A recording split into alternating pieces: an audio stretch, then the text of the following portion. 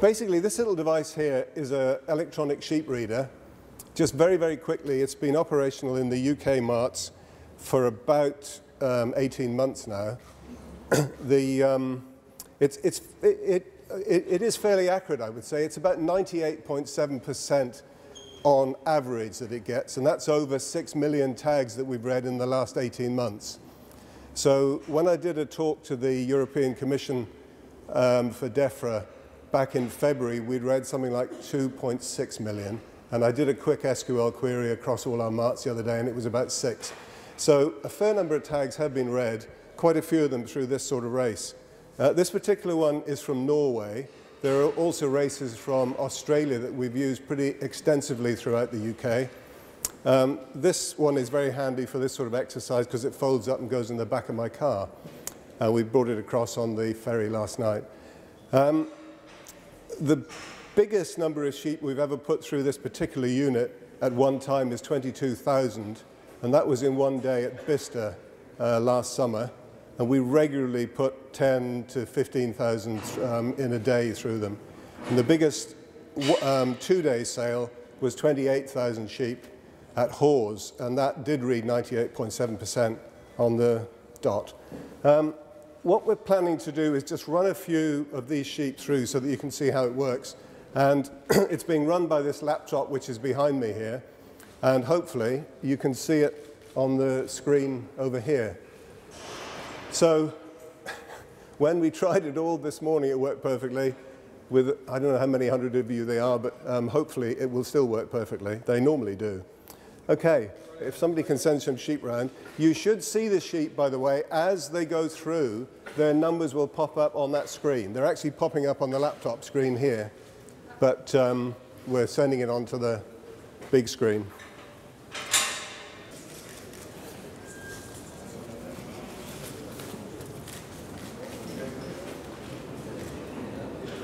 There's sort of several different ways of actually running this particular piece of software. Some people have the race coming out from the ring, so when the sheep go through the ring and the vendor is known, the buyer is known, the price is known, there aren't going to be any more split-ups of that particular lot of sheep. It's quite a good place to actually read them. Other people read them going into the ring. There are just various different options. I've got this operating as a standalone, so these reads are all going onto what's called an SQL database, which is what we have back in the UK. Now, there's been a lot of talk about central databases, and obviously that's the ideal solution if the government can have a central database, so all the sheep that get read go onto that, and then we know where they've been, where they've come from, and so forth. In the UK, we don't have that. In fact, we have very little in the UK. But this thing is quite a good beginning to the process. So we run them through and we store them, and then we can use them for future use. So if we, basically what I'm going to do, I've actually told it that this is going to be lot 1. So if I press the button, they've then gone up in 5 and 5. So if we send some more through, how many were there? I got 6. Okay. So if I just push the button, normally we would use this on a touch screen, a bit like you get in a fancy restaurant. So the girl just pokes on the screen. So that's going to go, it just increments to lot 2. And that's done. And we could go on doing this all day, obviously. They just, yeah, just keep on running them through. Okay, we'll just run a double pen through maybe.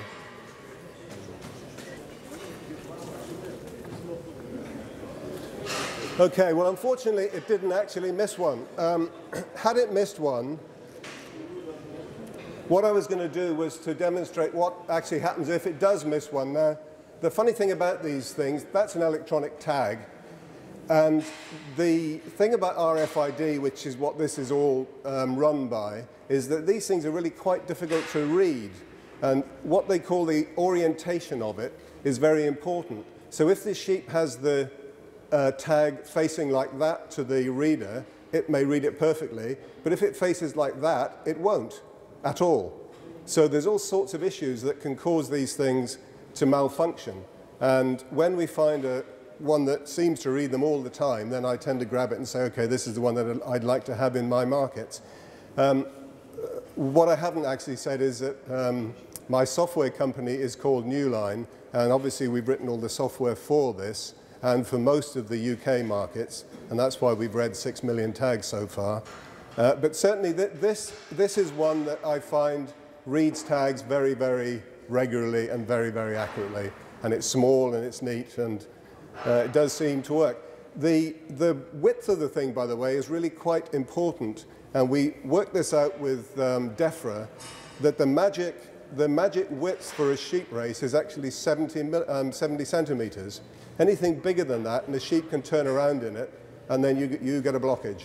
So if there's any questions that anybody would like to ask, please feel free to do so.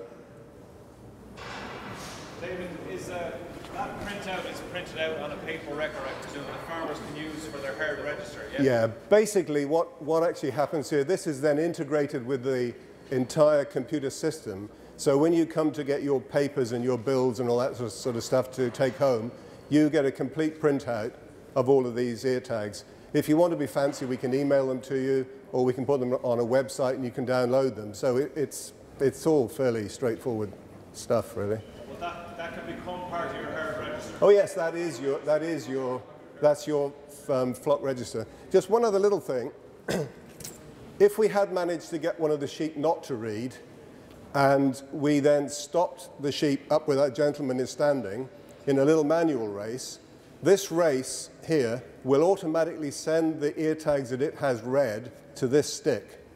So this stick then knows which ones it isn't looking for, and all you do is put it on auto read, scan it over the sheep that are up there, and if the tag is working, it will go green when it comes to that particular tag. So, and statistics being what they are, you normally find it in the first 50% of the sheep. So you do not have to read every single sheep in that bunch. You normally find it fairly quickly. So that's what we call exception management. And that's because the EU have unfortunately asked us to read 100% of all of the tags all of the time. So there we are. Job done. Any? You're still relying on manually counting the sheep for your lot to put into the computer for it to realise this. No, if you're using this after the sale ring, the guy in the sale ring has actually just sold those sheep, okay? So he knows that there's 25 in the bunch. The computer in the sale ring automatically, well, in fact, it's all on the same server. So this computer that's running the race looks at the identical data that the computer that is selling the sheep is looking at. It therefore knows that it's expecting 25 sheep. And if it only gets 24, it will go bing. There's one missing. So just depending how you've got it set up, depends on how it's going to operate. But essentially, we've tried to cover all the options. But essentially, you end up with a 100% read as a combination of that and that. Yes. Yeah. There are some tags that will read better than others. And there are some tags that cease to function altogether. And there are some tags that come out of the sheep's ear and aren't there at all. And obviously, if any of those happen, this thing won't read them. And neither will anything else. You can manually input the tag number via that stick, can you? If you have a tag that does not read it. Oh, yes. Yes, you can just read it in this. This is attached by Bluetooth to that laptop. And the laptop is obviously attached to the server. And we also do it, we also do it through a thing called a Toughbook, which is a small portable computer that you can literally bounce on the concrete and drop in a bucket of water. You can walk around with that anywhere. For instance, Welshpool, which doesn't use races because they have lots of very small pens. It's easier for them to reach over the side of a pen with a stick and read them.